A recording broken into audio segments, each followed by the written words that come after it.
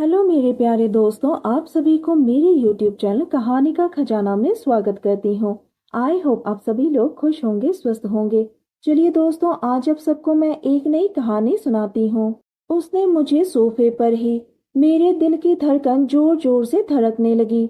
मेरा नाम चवी है, मैं 28 साल की हूँ और मेरे पति का नाम सिद्धार्थ है। वो 32 साल के हैं।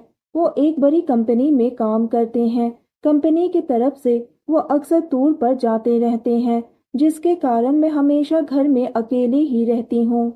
हमारे साथ घर में मेरे पति के छोटे भाई यानी कि मेरा देवर अभय, जो मेरे ही उम्र का है, वो हमारे साथ ही रहता है। अभय दिखने में बहुत ही हैंडसम है। उसका रंग गोरा है, हाइट 5 फुट 9 इंच है। अभय को जिम जाना बहुत ही पसंद है, इसलिए उसने अपनी एक अच्छी बॉडी बनाकर रखी थी। वो दिखने में किसी फिल्म के हीरो जैसे लगते थे। उसकी आंखों में एक अलग ही चमक थी। मैं जब से शादी करके ससुराल आई हूँ, तब से ही मैं अभय को बहुत ही पसंद करती थी। काश मेरे पति की बॉडी अभय जैसी होती, लेकिन कल रात के बाद से मुझे अभय बहुत ही अच्छा लगने लगा। मैं तो उसकी दीवानी हो गई हूँ। कल रात घर का माहौल कुछ अलग ही था। मेरे पति टूर पर थे और मैं अपने कमरे में लेटी हुई थी। मैंने एक हल्की सी नेट की नाइटी पहन रखी थी, जो मेरी खूबसूरती को और भी बढ़ा रही थी। मेरी नाइटी का गला थोड़ा सा गहरा था।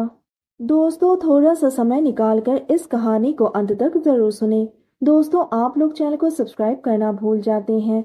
दोस्तों, आप सबसे रिक्वेस्ट है कि चैनल को एक सब्सक्राइब करें और वीडियो को एक लाइक करें। दोस्तों, आप लोगों की एक लाइक और सब्सक्राइब से बहुत ही मोटिवेशन मिलती है कि हम ऐसे ही कहानियां आप सबके समक्ष प्रस्तुत कर पाए। दोस्तों, हम बहुत ही मेहनत से कहानी लिखते हैं।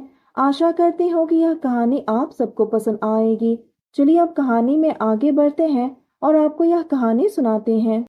अचानक से मुझे प्यास लगी तो मैं रसोई में पानी लेने गई और मैंने देखा कि अभय सोफे पर बैठा मोबाइल में कुछ देख रहा है। लेकिन अभय की आंखें मोबाइल में कम और मुझे देखने में बिजी था। उसकी नजरें मानो कुछ कहना चाहती हैं। उसकी आंखों में एक अलग ही चमक मुझे दिखाई दी। उसने बड़े ही प्यार से पूछा, भाभी इतनी रात को आप यहाँ पर क्या कर रही हो? मैंने एक अलग ही लहजे में कहा, बस पानी लेने आई हूँ, बहुत प्यास लगी थी। उसकी नजरें तो मेरे ऊपर ही टिक गई। उसने धीरे से कहा, भाभी तुम इस नाइटी में बहुत ही खूबसूरत लग रही हो। उसके मुंह से ऐसी बातें सुनकर मैं खुश हो गई।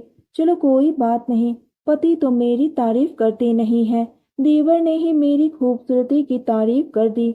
कम से कम घर में कोई तो है जो मेरी तारीफ करता है। मैं उसके पास सोफे पर बैठ गई और हम बातें करने लगे।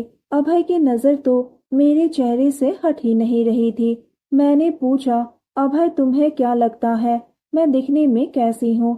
उसने कहा, भाभी आप तो बिल्कुल अप्सरा लगती हो। आपकी खूबसूरती ने तो मुझे पहले से ही पागल बना के रखा है। मैं उसकी बातें सुनकर हंसने लगी। वो कहने लगा, भाभी मैं मजाक नहीं कर रहा हूँ, सीरियसली बोल रहा हूँ।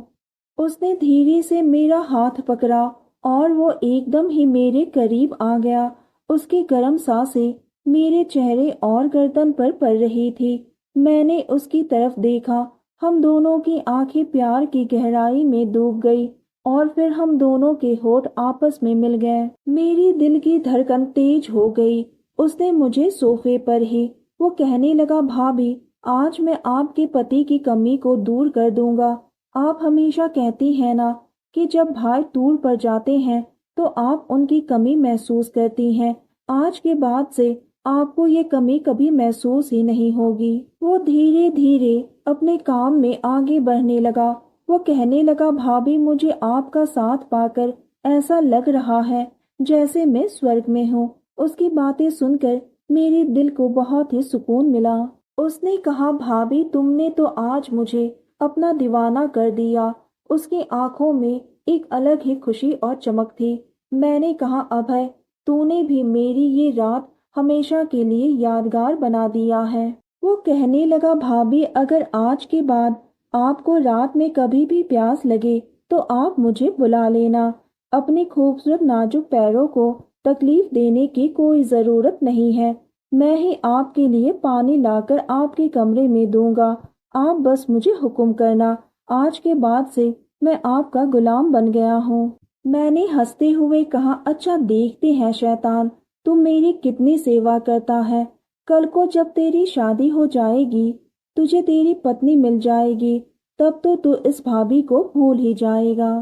वो कहने लगा, भाभी जब तक आपके पति और मेरी पत्नी नहीं है तब तक हम दोनों ही एक दूसरे की सेवा करते हैं। उसके बाद तो हम दोनों ठहाके मारकर हंसने लगे।